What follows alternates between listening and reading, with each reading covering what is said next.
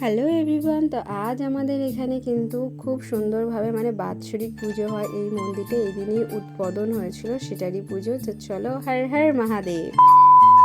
তো এই যে রেডি হয়ে চলে এসেছি আমি এই পুচকু সোনাদের বাড়িতে। ও কিন্তু আমার চশমা পরে দেখাচ্ছিল আর বললো, মিস তুমিও ট্রাই করো। আমিও একটু ট্রাই করে নিলাম, কেমন লাগছে অবশ্যই জানিও।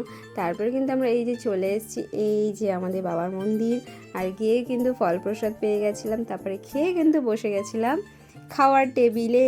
খিচুড়ি খাবো। খিচুড়ি খেতে কার কার ভালো লাগে, স্পেশালি যখন সেটা পুজোর হয়। পুজো মানে কিন্তু ভোগের প্রসাদ, মানে আমার কাছে কিন্তু খিচুড়ি আর আলুর দম আমি খেতে খুব ভালোবাসি। এই যে আমরা খেতে বসে পড়েছিলাম, আর ওকে অনেক দূরে বসেছিল, ওকে মিস করছিলাম, তাই বলছি একটু হাই করে দেয়। এই দেখো পিচ্চি সোনাটা কি কিউট না, এই বাচ্চাটাকে আমি চিনি জানো, খুব ছোটু আর খুব মিষ্টি বাচ্চাটা, অনেকদিন পরে দেখলাম ওকে। আর এই দেখো আমাদের খিচুড়ি চলে এসছে, আমি নমো করে খাওয়া শুরু করে নিলাম।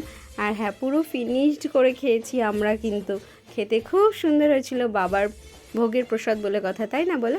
আর বাড়িতে আনতে হবে। আমরা আবার কিন্তু এসেছিলাম, এসে কন্টেনার নিয়ে গেছিলাম। কন্টেনার নিয়ে যাওয়ার পরে দেখো খিচুড়ি নিতে চলে এসেছি।